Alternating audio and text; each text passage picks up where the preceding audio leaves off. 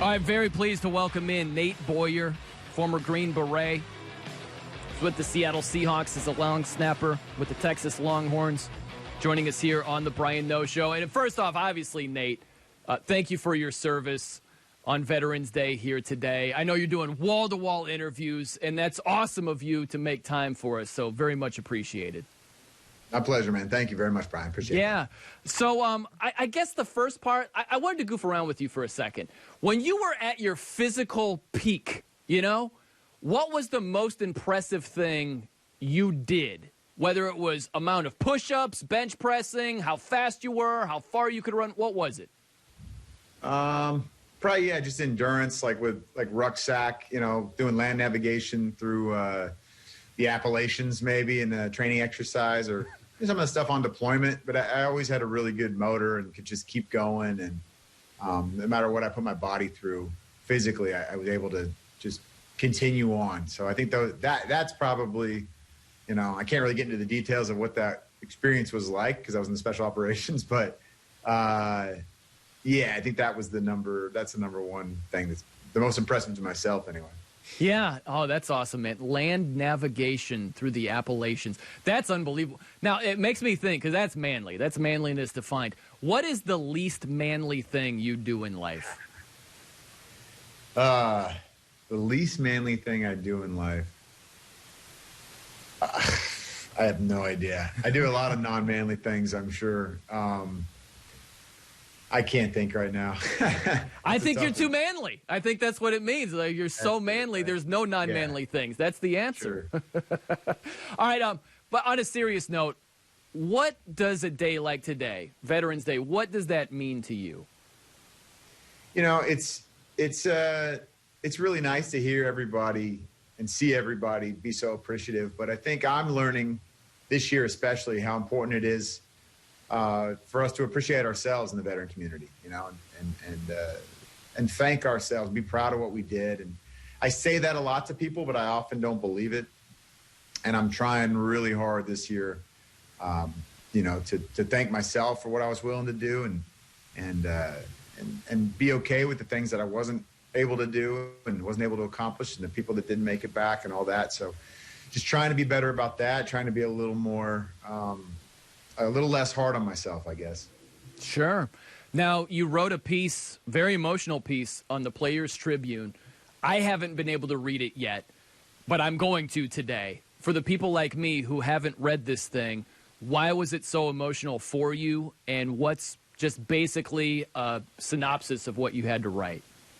I mean, it was the first time I kind of publicly opened up about myself and my own struggles. I'm always so fixated on saving the world and trying to help people all over the place with these big problems that we've got going on in society and overseas, and without kind of taking care of myself, fixing those problems. And so I'm trying to do that now, and it feels like it's sort of late in life, but there's a lot of realizations and a lot of scar tissue I need to continue to scrape off, and just kind of stay a little more present, a little more open. I think it'll be better. I'll be better at what I do. It'll make me a better man of service if I can make sure and look after myself as well. Did writing the piece, was it a little bit therapeutic? Did it help you to talk about some of those things? Yeah, I think it was. It was hard. It was definitely hard to do. I guess self-realizations are always tough, especially when they're not things you're proud of and not things that you like to talk about or like to think about. So I think that was the biggest challenge. But, this year's been tough on everybody. And it took, for me, losing something very, very special to me, very close to me. And it was all my fault, and that's tough. But I think it had to happen in order for this to sort of happen with myself as well. And so I'm just sort of dealing with that and trying to not just go through the motions like I do a lot in life. I'm trying to really be okay with it and face it and accept it is what it is. And this is where I'm at, and continue to try to make improvements within myself, I guess, so that I can just be better outward. Nate Boyer joining us here on the Brian Nov Show. You know, it's funny, Nate, like I was never in the service, and sometimes people, they think about their problems in life, and it's peanuts compared to some of the problems that you've dealt with in the service. So when you deal with those problems and you start to feel down about whatever it is, what's something that helps you get out of that place? I don't know. I'm learning right now, because that's the issue right there. I mean, you minimize your own stuff because you think, well, these are the real problems that matter in the world. My own happiness, my own issues, with self-worth, and, the way I neglect people close to me in my life. They're fine. They've got everything. They've got whatever. It's not important. What's important is, people all over the world that are starving and don't have the basics that we have and all that. So you focus all your attention on that, and you hurt people unintentionally, and you hurt yourself. And so I don't know the answer to that. I don't know. I mean, I think for me, it took losing something pretty special, pretty tough deal to happen this year for me. And it seems like I want to minimize it. That voice in my head just wants to tell me, dude, it's not that big a deal. Get over it. Quit being a wimp. But it is a big deal, and I need to treat it like a big deal, or I'm going to, continue to spiral downward and self-destruct, even though on the outside it looks like I'm great, and I'm doing all these things and helping people. But I mean, this is the stuff these are the moments that needed to happen for a lot of our service members, and even some pretty big celebrities these last couple of years that ended up, losing the battle, taking their own life. And I'm not suicidal or anything like that. But I think when you don't have an opportunity to face this, or you don't have something in your life that brings this stuff up and brings this out, I think of like Robin Williams and Anthony Bourdain and the 22 Veterans a Day. They didn't have a moment like this, something that I'm kind of going through right now. And I think we need to have that. And it's not just for vets. It's not just for athletes and entertainers or whatever. It's for everybody.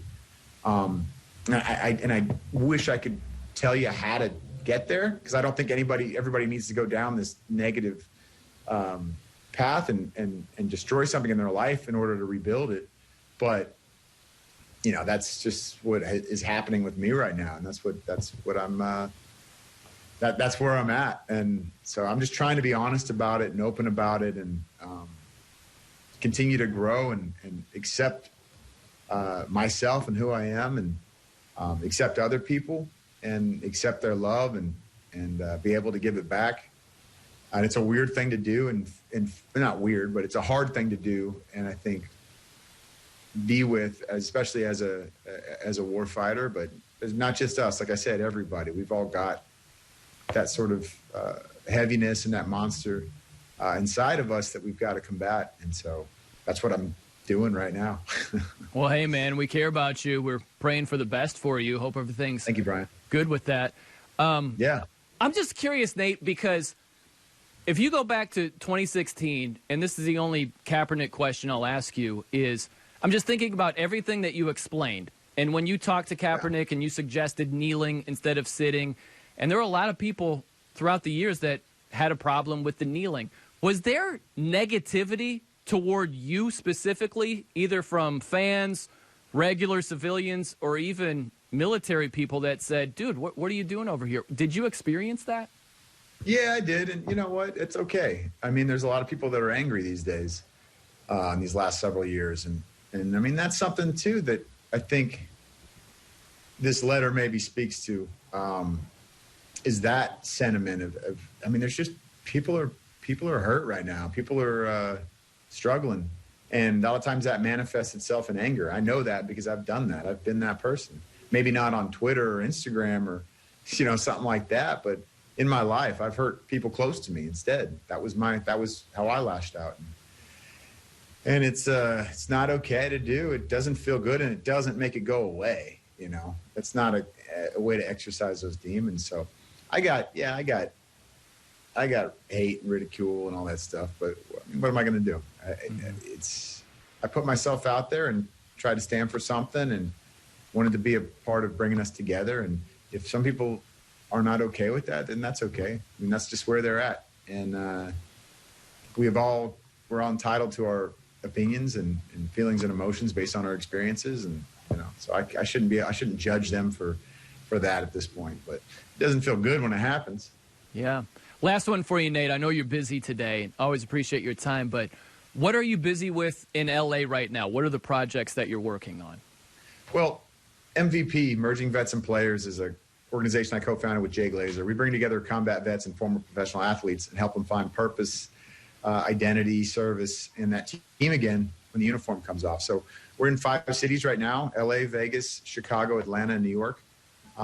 We're expanding to Dallas and Seattle soon, actually. And just continuing to do that work and working on a few other projects. I actually just finished directing my first movie a few weeks ago, which was sort of crazy. It's about the genesis of MVP. And so we're in post-production on that now. And just continuing the growth here and to getting through this thing together. That's the only thing. That's the only way we're going to be successful and come out on top, is to do it together. Man, I had no idea you co-founded that with Glazer. How about Glazer? He's always in the limelight. He's stealing your shine over here, that Glazer guy. It's all good, man. I'm just kidding, man. Well, that's awesome. Well, hey, Nate, again, thank you very much for making time for us. I know it's a busy day, but again, thank you for your service, and we're pulling for you, Brian. man. Anything we can do. I appreciate it, brother. All right, Thank man. you, We'll my catch man. you later. See you. There he is, Nate Boyer.